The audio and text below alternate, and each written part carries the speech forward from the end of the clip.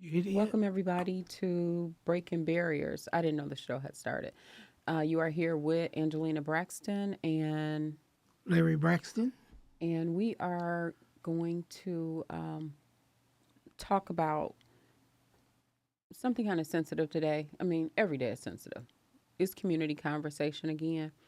And today, we're going to be piggybacking off of our last conversation about, Advocating for yourself. yes, self advocacy. So, last week we talked about advocating for yourself, the benefits and the needs, how you have to do that. Even though there are people there to help you, you're going to have to find a way to advocate for yourself. I mean, we have to do it. Yeah. And today, when we also talked about last week about does every crime, I mean, does the crime matter? Right. Okay, we got into that. If you didn't check that out, go back and check out our video on does a crime matter and about self advocating. And today we're going to talk about victim blaming. So, in some situations, people, I mean, they have a whole slogan or saying behind it: "Don't shoot the messenger," Right. because people shoot the messenger. They're the target. They make themselves the target. Yeah.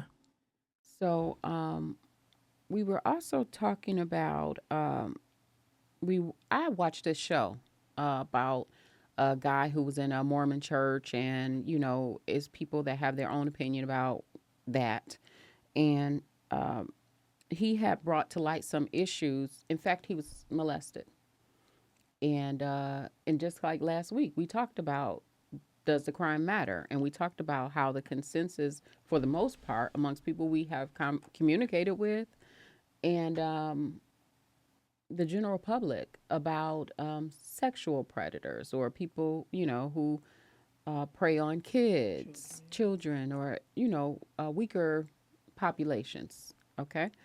Um, so we were asking, does it matter, about forgiveness, the whole thing? So we're talking about victim blaming when people come out and, they're affected because you talked about a crime or something that happened to you. Yeah. So we were trying to get into that. Like, why does that happen? Why do people blame the victim? You know? Well, one reason is they shine a light on something that's difficult for all of us to accept. They're putting a spotlight on an issue that many of us would rather ignore or pretend it doesn't exist. But they make it plain and clear that it's actually happening out here. So have you, this kind of went back to self advocating in some different conversations we were having Right. because I've been in situations before where I was a victim, and I felt like, I'm going to tell you just just a easy one. I Hmm. was employed once in an organization, and there was an issue where I was totally discriminated against. I mean, the person admitted it. Right. Right. She was trying to learn and grow. It was some reality TV stuff way before reality TV. Yeah. Okay. Yeah. Um, but meanwhile, we this happened. I stood up. I advocated for myself, and the person acknowledged it. Told me, "Hey, I'm sorry. I grew up this way. I didn't learn these things, and I was young. I'm like, Yeah. 21 years old, 22. I was just married. Yeah. I was so happy that I was able to communicate Yeah. this Yeah. way and advocate for myself in a manner where she was open enough to admit to it, and then Yeah. to try to say, "Hey, can we work through this?" I mean, you did a good job of you expressing yourself. Yes. Yeah. So, but here's the issue. Initially, when it first happened, I kind of got all upset and blew up, and the the CEO, they called me back. Right. It was the VP, in fact. But by the way, he called me back We had this conversation, and then he brought her in, the manager, Right. and we had the conversation. But when I was gone, while that day that I left, because I came back the next Next day, day, yeah, left early. left early, came back the next day, um, they promoted me. Well, they asked you back. They asked me back, yes, to a meeting, Yeah. and they solved they solved the problem. Okay, maybe I got bought out. I don't know. Right. I was a kid, whatever. Right. I came back, got promoted, Yeah. didn't know any better.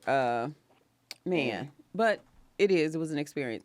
But my point in all of this is that there was a person who worked there, a coworker, and we were cool. Yeah. I just started really, and we were having lunch, and we started together, so we were real cool. Right.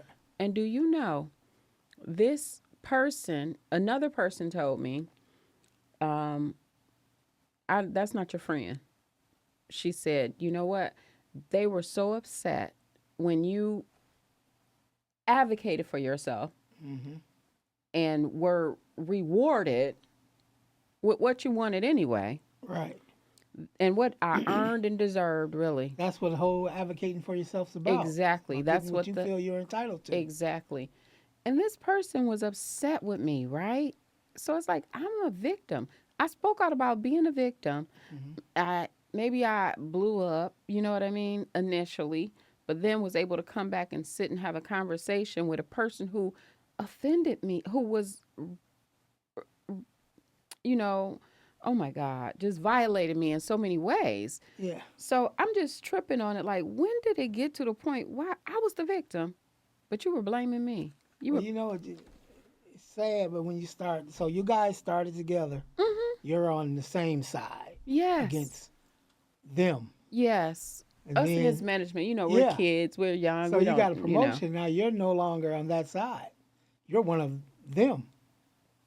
So it's sad when people don't have enough vision or enough intelligence, social intelligence, Okay. to say, that is what I want.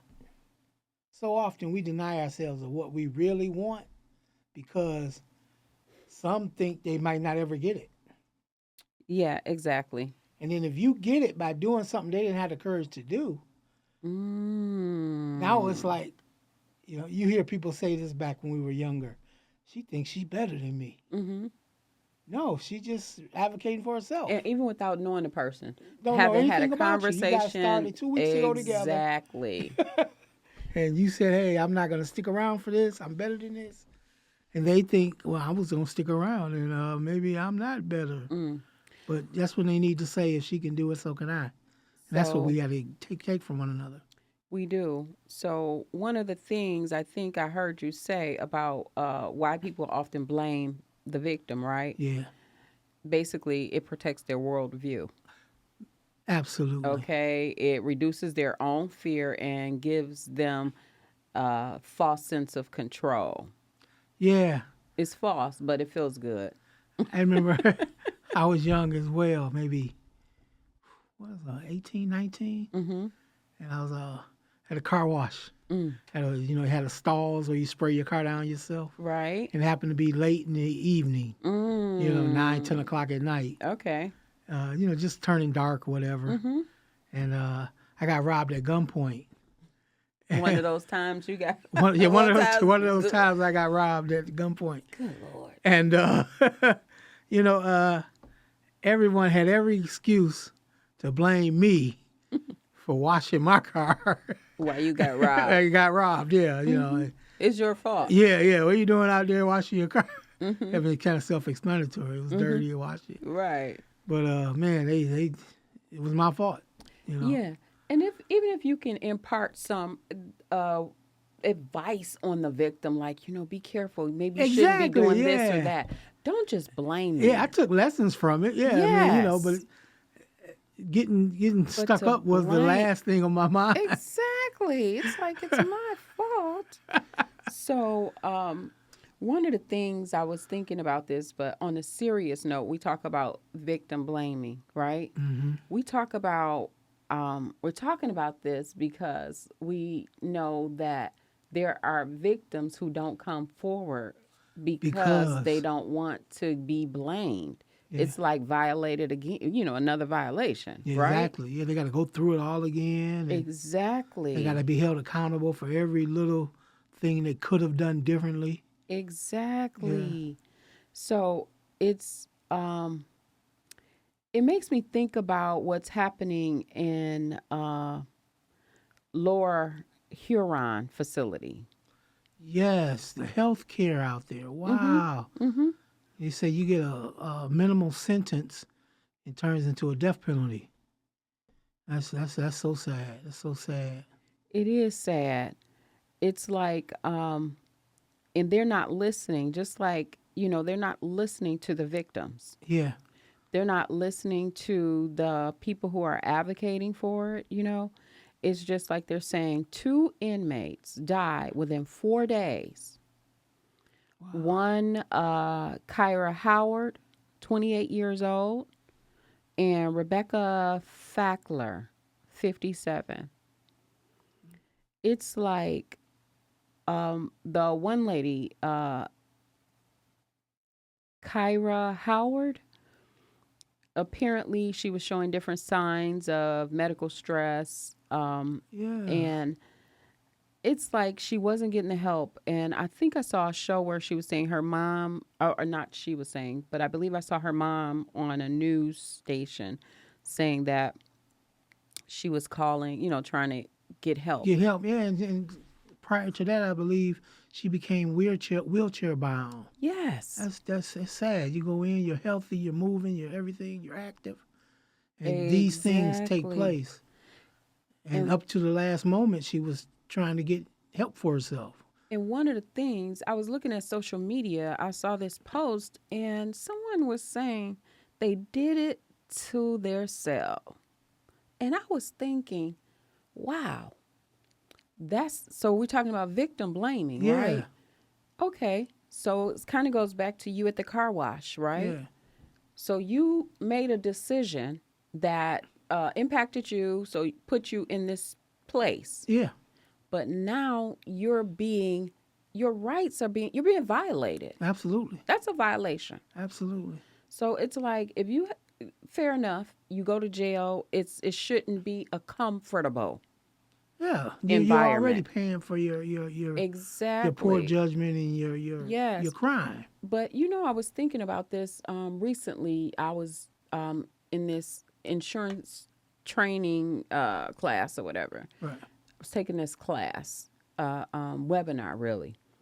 And they were talking about the do no harm factor.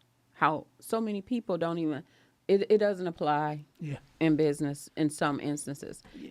And I'm thinking, what if we add some type of ethical standard in the prison system, like a do no harm standard?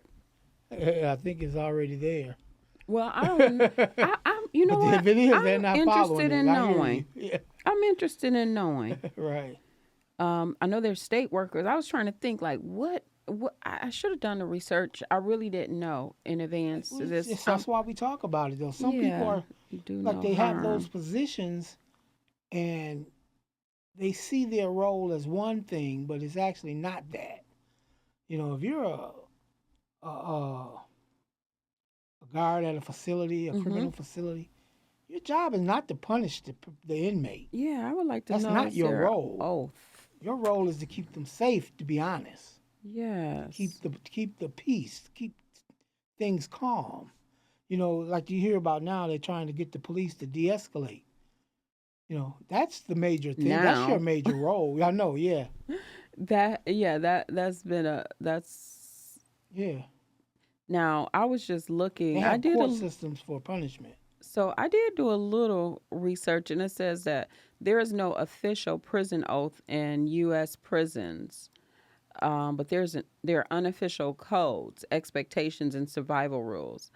But I just wondered, because you can find that do no harm in real estate and insurance and Medical. medical, even as lawyers, and it's Yeah. like it needs to be in an official capacity Yeah. in needs to be law outwardly discussed. Yeah. enforcement specifically, Yes. you know, because so hard, what's that major word? Enforcement, force. Force. Yeah. So I think that we need some of the other stuff in there too.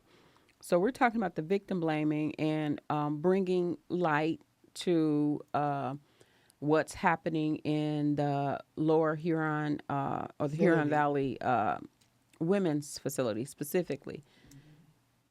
How the the mass society, the public has become so desensitized by people who are incarcerated Yeah. that they've lost their sense of community and sense of humanity. Absolutely. Hey, I want to take a minute just to say our heart goes out to the families of those two individuals and all the others that are Hmm. impacted uh, That we don't know that about. we don't know about, that hasn't come to light yet. Because that's Hmm. why we talk about things like this, Hmm. and situations like this get attention because we know it's happening to other people. So we want to, just tell all of them you have our prayers, and we hope things get better. Hmm. Yeah, So, for sure. yeah, so that was so much, So talking about the victim blaming, I Yeah. just want to go ahead and say that we're going to end here, and we will be back talking about the power within. It's been Life Support Community Services. This has been Breaking Barriers, and we hope that people will develop some empathy and you get to understand the victim. Try to be of use, be helpful in some way, but curb your enthusiasm when it comes to the blaming part. A person is a victim already, and they don't need to have that compounded victimization. All right, thanks. This has been Life Support. Thanks for checking in.